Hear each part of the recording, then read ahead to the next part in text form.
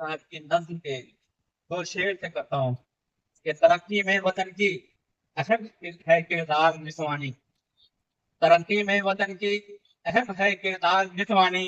भला दे हिंद की औरत नहीं कुछ कम दरफ्शानी। तरक्की में वतन की अहम है किरदार निस्वानी। भला दे हिंद की औरत नहीं कुछ कम दरफ्शानी। चलो लेकर तुम्हें चलता हूँ मैं तारीख है इस्लाम में, जहाँ पाओगे तुम हैरानियां और साबानी।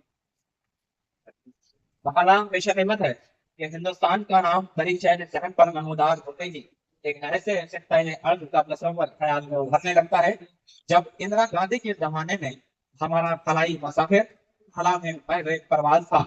हाँ, जहां इंदिरा गांधी ने इस्तफसार करते हुए पूछा था कि राकेश, फला से मेरा हिंदुस्तान कैसा नजर आ रहा है, तो उसने कहा था कि सारे जहां से अच्छा हिंदुस्तान हमारा। जाहिर है हिंदुस्तान सारे जहां से अच्छा कुछ यूं ही नहीं हो गया। इसकी तामीर में यकीनी तौर पर हम हिंदुस्तानियों का अहम किरदार रहा है। इस कुल्लियत से कतई ही नहीं, जुज़वी तौर पर भी इनहराफ मुमकिन नहीं। जहां तक हिंदुस्तान की तामीर और तरक्की में निस्वानी किरदार का सवाल है, तो तारीख हिंद के अफक पर बहुत सारी मस्तूरात नजर आती हैं जिन्होंने मुल्क के शाना बशाना हिंदुस्तान की तरक्की में नुमाया किरदार अदा किया है।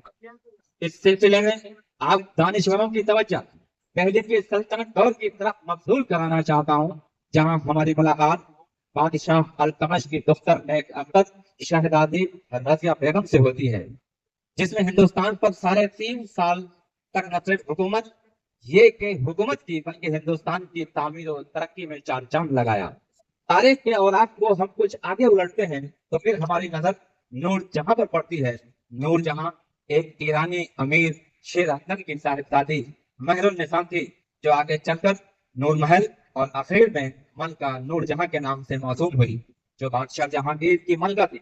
न सिर्फ ये कि मलका थी, बल्कि हिंदुस्तान के सफाइयों से आकी मालिक भी थी। बगैर नूर जहां के हुक्म से उस दौर में किसी अमर का ज़हूर पजीर होना दुश्वार ही नहीं बल्कि नामुमकिन था। यहाँ इस अमर की निशानदही जरूरी है कि उसने ऐवान आम से ऐवान खास तक एक सोने की जंजीर लगा रखी थी, जिसमें किसी तरह का कोई जरूरतमंद उस जंजीर को जुम्बिश देकर अपनी बात मलका तक पहुंचाने का मिजाज था।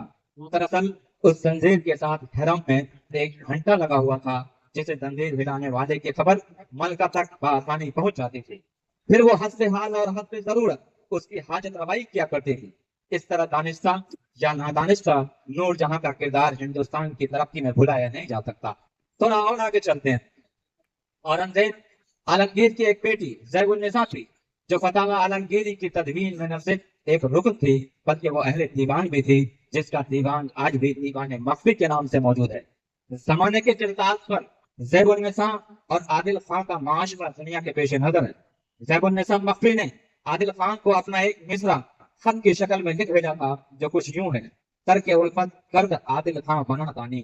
तरके उल्फत कर्द आदिल खां बना दानी। और आदिल खान ने इसका जवाब इस मिसरे से यूं दिया था कि चराकारे गुनत आदिल के बाद आए पशेमानी। दरी असना औरंगजेब आलमगीर का इंतकाल 1707 में हो जाता है और हिंदुस्तान पर नहुसत की काली घटा छा जाती है, जिसकी सुबह आज तक तुलू नहीं हुई। 1707 से मुसलमानों की हुकूमत जो रूबत जवाल हुई, 1857 में मुंतहाए उरूज तक पहुंची, यानी हिंदुस्तान कुल भूल कर दिए गए। बेगम हजरत महल कुल्ली तौर पर अंग्रेजों से बरसरे बैकार रही। यह और बात है कि वो नाकाम रही और नेपाल यानी काठमांडू में बना घुसी रही। वहां तक अंग्रेज हुकाम ने उनका पीछा किया और एक ऑर्डर पर उनका दस्तखत चाहते थे, ताकि अवध को कसब करने के इल्जाम से ब्रिटिश एम्पायर बरी है। इसके लिए उन्होंने सांप धन भेंट सबका इस्तेमाल किया, लेकिन बेगम हजरत महल सीना सफर रहे, यहाँ तक कि मौत को तरजीह दी। और अल्लाह इकबाल ये कहने पर हक बजाने नजर आए कि बंदे मोमिन का दिल बीमो रजा से पाक है। बंदे मोमिन का दिल बीमो रजा से पाक है, कुव्वते फरमा रवा के सामने बेबाक है। उसी जमाने में झांसी की रानी लक्ष्मीबाई की खिदमत को भी फरामोश नहीं किया जा सकता।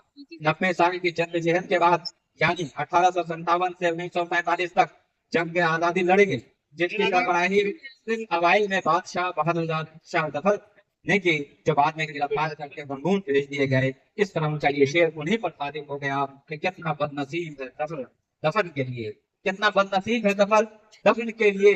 دو گز زمین بھی نہ ملی کوئے یار میں، بالآخر 1947 آیا، آزادی ملی، جس کے لیے خیر سیکھتے ہیں کہ یہ داغ داغ اجالا، یہ شب گزری کا شہر، یہ داغ داغ اجالا، یہ شب گزری کا شہر، وہ انتظار تھا جس کا کہ وہ شہر تو نہیں۔ 14 اگست کو پاکستان اور 15 اگست کو ہندوستان آزاد ہوا۔ اس پس منظر میں ڈاکٹر ثاقب لکھتے ہیں کہ یہ شب تھی 15 کی، ملک کل آزاد ہونا تھا۔ یہ شب تھی 15 کی، ملک کل آزاد ہونا تھا، خبر کس کو تھی کیا آباد کیا برباد ہونا تھا۔ بہرحال ہندوستان آزاد ہوا۔ آزاد ہندوستان میں جس نجوانی کردار نے ہندوستان کی ترقی میں نمایاں کردار ادا کیا، اس میں سب سے نمایاں کردار ماں جہانی اندرا گاندھی کا ہے۔ اندرا گاندھی نے اپنے زمانے میں ہندوستان کو نہ صرف یہ کہ اپنے پاؤں پر کھڑا کیا، بلکہ انہوں نے ہندوستان کو ایٹمک پاور بنا دیا اور ڈھیر سارے منصوبوں کو عملی جامہ بنایا، جس کے نقوش آج بھی ہندوستان میں نمایاں۔ اسی زمانے میں سروجنی نائیڈو کے کارنامے بھی نمایاں نظر آتے ہیں۔ نجوانی کردار جو ہندوستان کی ترقی میں ادا ہوئے، وہ حکمرانی کی حد تک نہیں، مقصورات نے لٹریری طور پر قوم کو جگانے کا بھی کام کیا ہے۔ اس سے انکار نہیں کیا جا سکتا کہ اس میں سمترا نندن فن، قرۃ العین حیدر، عصمت چغتائی وغیرہ نے نمایاں کردار ادا کیے۔ آج کی تاریخ میں کرناٹک کی مشہور قلمکار اور سپریم کورٹ کی معروف ایڈوکیٹ بانو مشتاق نے اپنی انتصاب کتاب میں نمک کہانیاں لکھ کر معاشرے کو صحیح نہج دینے کی کوشش کی ہے۔ اتفاق سے انہیں کرناٹک حکومت نے ابھی نوراتری کے آیوجن پر انہیں مہمان خصوصی کی حیثیت سے مدعو کیا ہے، جس کے خلاف کرناٹک ہائی کورٹ میں ریٹ دائر کیا گیا، جہاں حکومت دشمن عناصر کو منہ کھانی پڑی۔ معاملہ ہندوز پرتا میں ہندوستان کے عدالت عظمیٰ میں لے جایا گیا، جہاں چیف جسٹس نے نہ صرف ایک بار بلکہ 3 بار کہا ڈسمس ڈسمس ڈسمس، یعنی خارج خارج خارج۔ اس طرح ہم اس نقطے پر پہنچتے ہیں کہ روز علم سے آج تک عورت اور مرد کا کردار خاندان، معاشرہ اور ملک کی ترقی میں نمایاں ہے، جس کے کارناموں سے چشم پوشی ممکن نہیں۔ شکریہ، بہت شکریہ۔